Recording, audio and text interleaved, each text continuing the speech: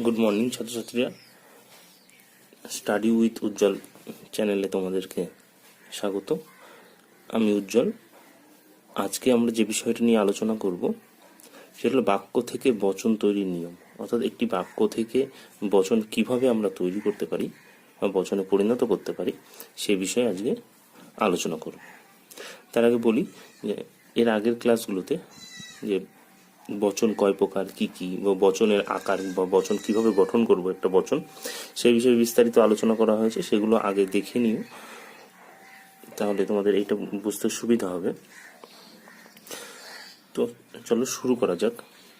আর আরেকটা কথা, ভিডিওটা শেষ পর্যন্ত দেখবে, তাহলে জিনিসটা সম্পূর্ণভাবে বুঝতে পারবে, তাহলে তোমাদের কাছে সেটা পরিষ্কার হবে।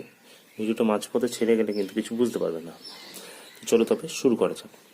বাক্য থেকে বচন তৈরির যে নিয়ম, এই নিয়মগুলো আমাদের ক্লাস 12-এর প্রথম থেকে শেষ পর্যন্ত এই নিয়মগুলোর প্রয়োজন, কারণ প্রত্যেকটা লজিকের ক্ষেত্রে এই নিয়মগুলো লাগবে। তো প্রথম যে নিয়ম বাক্য থেকে বচন তৈরির,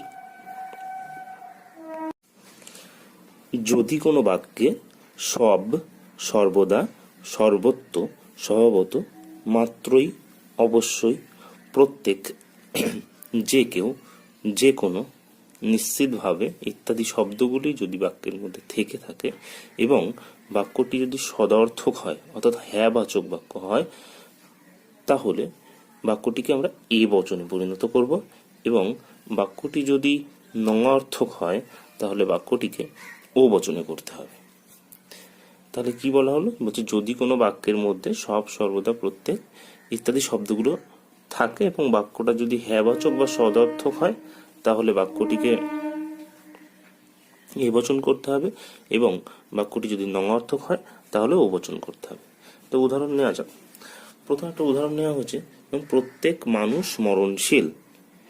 এই বাক্যটির মধ্যে দেখো প্রত্যেক শব্দটা রয়েছে, এবং নিয়মে বলা হয়েছিল যদি বাক্যে প্রত্যেক শব্দ থাকে এবং বাক্যটা যদি হ্যাঁবাচক হয়, এই প্রত্যেক মানুষ মরণশীল এই বাক্যটা হ্যাঁবাচক বাক্য বা সদর্থক বাক্য। তাই এই বাক্যটিকে আমরা এ বচনে পরিণত করব।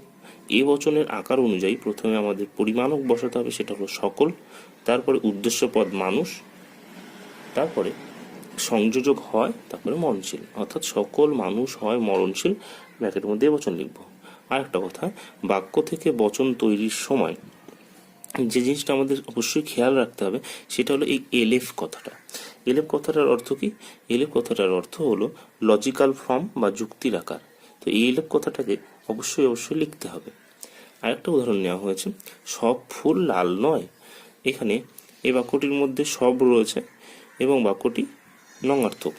তাই উপরোক্ত নিয়ম অনুযায়ী বলা হয়েছিল যদি বাক্যের মধ্যে সব, সর্বদা ইত্যাদি শব্দ থাকে এবং বাক্যটি যদি নঙার্থক হয় তাহলে বাক্যটিকে ও বচনে পরিণত করতে হবে। তো এখানেও আমরা এটা ও বচনে পরিণত করব। বাক্যটির মধ্যে সব কথাটি রয়েছে এবং বাক্যটা নঙার্থক। তাই কি করা হয়েছে, প্রথমে পরিমাণক বসানো হয়েছে ও বচনের কোনো কোনো, তারপরে ফুল, তারপরে সংযোজক নয়, তারপরে বিধেয় পদ লাল, অর্থাৎ কোনো কোনো ফুল নয় লাল।